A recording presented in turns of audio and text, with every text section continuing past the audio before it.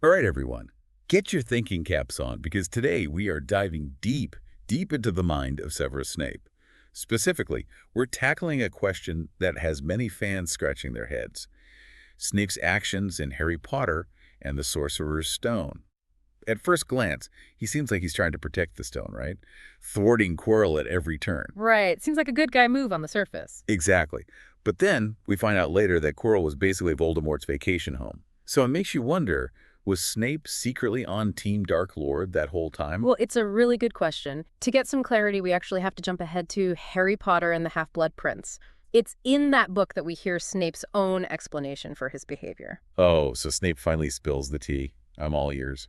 Essentially, Snape claims that he was indeed trying to stop Quirrell. But, and this is important, he says he had no idea Voldemort was sharing Quirrell's body. So Voldemort was keeping a low profile, even from his most loyal followers. Exactly. Voldemort was in a seriously weakened state at the time, unable to fully reveal himself, even to someone like Snape, who he supposedly trusted. Wow, talk about trust issues. So if Snape wasn't trying to help Voldemort, what was his motivation? Snape claims that he saw Quirrell as power-hungry and untrustworthy. Okay, that tracks with Quirrell's personality. Right. Snape was convinced that Quirrell would try to steal the stone's power for himself. So Snape steps in, wanting to keep the stone out of the wrong hands, even if it meant protecting it from another Death Eater. It seems like it. And here's where it gets interesting. Snape seems a little annoyed, you could say, that Voldemort didn't trust him enough to let him in on the plan. Oh, I bet. I can practically hear him stewing in his dungeon, muttering about loyalty and whatnot. Snape actually claims that Voldemort's lack of trust delayed his return to power by 3 whole years. Wow, talk about holding a grudge. But that sounds like classic Snape, always playing the long game. However, even with his explanation, there are some things that don't quite add up. Let's talk about Snape's history with Lily Potter for a moment. They were childhood friends, right? And Lily was always portrayed as this incredibly kind and compassionate witch. Yes, their connection ran very deep. Lily was actually Snape's first true friend in the magical world. So it's kind of strange that someone as wonderful as Lily didn't have a bigger impact on Snape's life choices. Like, wouldn't her goodness have steered him away from the dark arts? You would think so, right? It's one of the most puzzling aspects of their relationship and Snape's character in general. Absolutely. Yeah. Like those formative years, those bonds of friendship, did very little to sway him from the allure of the dark arts. It really makes you wonder about the nature versus nurture debate, doesn't it? Did Snape just have this darkness inside him all along? It's a question that has haunted fans for years. And it gets even more complicated when you consider Dumbledore's role in all of this. Right, how could Dumbledore, the great defender of good, put so much trust in someone with Snape's past? Exactly. It's not like Dumbledore was oblivious to Snape's more unsavory qualities. It's true. Even Dumbledore seemed a bit wary of Snape's true motivations. He knew Snape was protecting Harry mainly out of his love for Lily. Which, let's be honest, is a bit of a weird reason to devote your life to protecting someone. It does raise some eyebrows, doesn't it? I mean, is love really enough to redeem years of questionable choices? Especially when those choices involved joining a group that wanted to eradicate an entire race of people. It's a tough pill to swallow, for sure. And it makes you wonder if Dumbledore knew something we didn't. Like maybe he saw some flicker of redemption in Snape that we just don't get to see. It's certainly possible. Dumbledore always was a bit of a mystery, even to those who knew him best. Okay, so we've talked about Snape's love for Lily, his complicated relationship with Dumbledore, but we can't forget about his absolutely abysmal treatment of his students. Yeah, his teaching methods were a bit unconventional, to say the least. Unconventional. He was downright terrifying.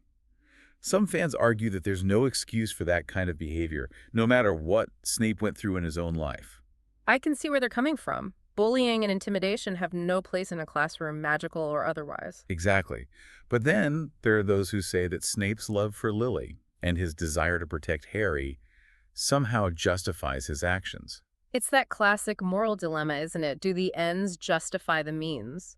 Even if those means involve terrorizing 11-year-olds with a passion. It's like, I get that Snape was trying to prepare Harry for the fight against Voldemort, but did he really need to give Neville Longbottom a lifelong fear of potions in the process? Well, that's Snape for you, always adding a little extra something to his lessons. Yeah, like a dash of trauma and a sprinkle of emotional scarring. But, speaking of Snape's questionable judgment, do you think he ever realized that the prophecy might be about Lily? You're talking about the prophecy he overheard, the one he told Voldemort about. Exactly. I mean, he was brilliant, a master of potions and dark arts, but did it ever click that Lily and her son might be in danger? It's wild to think that he might have missed that connection. Right. Was he so blinded by his love for Lily, his hatred for James, that he completely overlooked the obvious? It's possible, or maybe, just maybe, he knew more than he was letting on. Ooh, intrigue. I love it. Okay, so maybe Snape wasn't as oblivious as he seemed. But if that's the case, it just makes his treatment of Harry even more perplexing. Well, that brings us back to Snape's character, his deep-seated need for control. Ah, yes, control. Yeah. Snape's favorite thing, besides brewing potions of despair and tormenting Gryffindors. The Leaky Cauldron article we mentioned earlier dives deep into this. It argues that Snape's emotional outbursts, his need to be right, all stem from this deep-seated fear of failure. Okay, so paint me a picture. What did these emotional outbursts look like? Was he like flinging cauldrons around the dungeon? Give me the details. Well, it doesn't sound like he was winning any Housewife of the Dungeons awards, put it that way.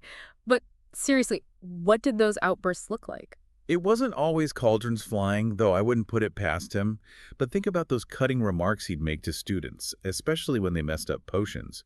That wasn't just strict teaching. It came from somewhere deeper. Yeah, So, he was definitely harder on them than other teachers, way more than just giving them a hard time about homework or whatever. exactly. It was like he couldn't stand to see them fail, like it reflected some personal demon he was battling.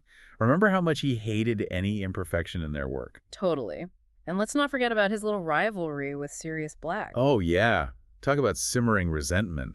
Snape was practically spoiling for a fight with Sirius every chance he got. It's like he was carrying around all this baggage from his past. You know, that actually makes a lot of sense when you think about it. All those years of being bullied by James and Sirius, the unrequited love for Lily.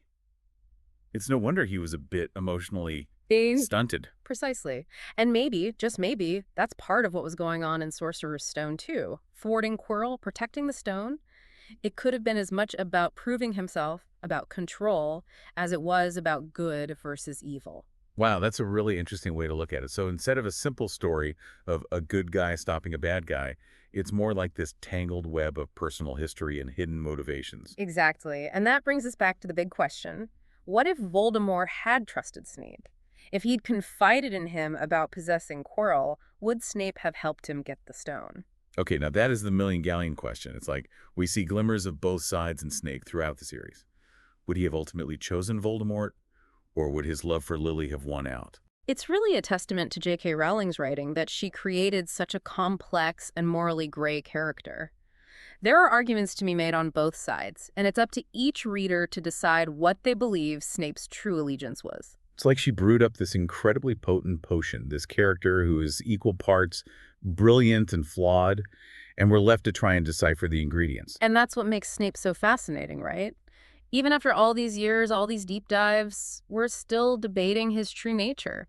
Was he ultimately redeemed by his love for Lily, or was he forever bound to the darkness he tried so hard to escape? It's a question that will probably keep us debating for years to come.